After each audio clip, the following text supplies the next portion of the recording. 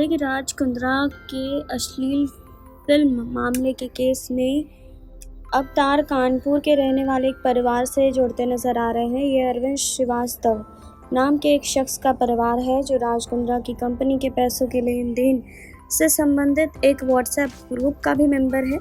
जी हाँ, इस कंटेंट से कंपनी को जो कमाई हो रही थी उसमें से करोड़ों रुपए अरविंद ने अपनी पत्नी हर्षिता श्रीवास्तव और पिता नर्मदा श्रीवास्तव के बैंक अकाउंट में भी ट्रांसफ़र किए थे। हालांकि ये पैसे यहाँ से कई दूसरे अकाउंट में ट्रांसफ़र कर दिए गए थे। क्राइम ब्रांच की जांच में सामने आया है कि राज कुंद्रा के प्रोडक्शन हाउस की बनाई करीब 90 अश्लील फिल्मों के डिस्ट्रीब्यूशन में भी अरविंद की अहम भूमिका है। जांच में सामने आया है कि कानपुर का अरविंद श्रीवास्तव और एक अन्य उमेश इन फिल्मों के डिस्ट्रीब्यूशन का काम देख रहे थे। राज कुंद्रा के अलावा इन दोनों का आपस में भी लेन देन चलता था। क्राइम ब्रांच की 2 टीमों ने अरविंद और उसके साथियों की तलाश में कानपुर भी भेजा गया है और अरविंद ही वो शख्स है जो इन फिल्मों को अलग अलग OTT प्लेटफॉर्म पर डलवाने का काम कर रहा था।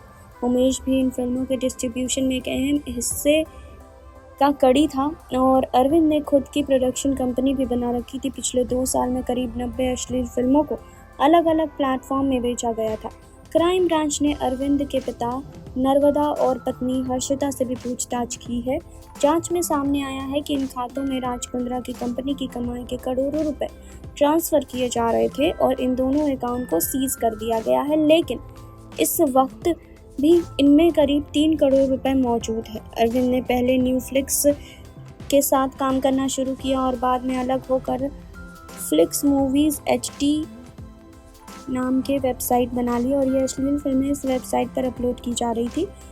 उसने dostifilm.com के नाम से एक और डोमेन बुक करा लिया था। इसी फॉर्म के माध्यम से मुंबई पुलिस पर 25 लाख का घूस मांगने का आरोप लगाकर ईमेल भेजा गया था। अरविंद के लिंक मध्य प्रदेश और उत्तर प्रदेश के कई शहरों में पाए गए हैं और क्राइम ब्रांच की जांच में ये भी जानकारी मिली है कि मूल पता कानपुर का होने के बावजूद उसने भोपाल से पासपोर्ट बनवाया था। भोपाल में ही उसने फ्लिक्स मूवीज़ का ऑफिस भी था और इस कंपनी के खाते से अरविंद के पिता और पत्नी के खाते में पैसे आ रहे थे। क्राइम ब्रांच को भी अरविंद की जानकारी भोपाल कनेक्शन खंगालने के दौरान ही मिली। अरविंद के पिता नर्मदा ने बताया कि उसने 5 लाख रुपए मेरे खाते में भेजे थे।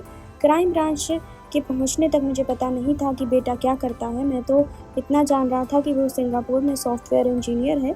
बेटे ने भी इतना बताया था कि वो किसी कंपनी के लिए काम करता है जिसके बदले उसे पैसे मिलते हैं। कभी सोचा नहीं था कि बेटा गलत लोगों के साथ काम कर रहा है। नर्मदा के मुताबिक उनके 2 बेटे और 1 बेटी है। अरविंद सबसे छोटा है। नागपुर से पहले जब जबलपुर ऑर्डिनेंस फैक्ट्री में तैनात थे और अरविंद ने जबलपुर से ही 12वीं की पढ़ाई की है। उसके बाद उसने भिलाई से BTech किया। साल 2001 में उसने बेंगलुरु में HP कंपनी ज्वाइन किया था। इसके बाद उसने बताया कि वो सिंगापुर में शिफ्ट हो गया था। तो आपको इस पर क्या कहना है कमेंट बॉक्स में हमें बताएं। जुड़े रहिए हमारे साथ नेक्स्ट न्यूज़ से सर्दी की रिपोर्ट।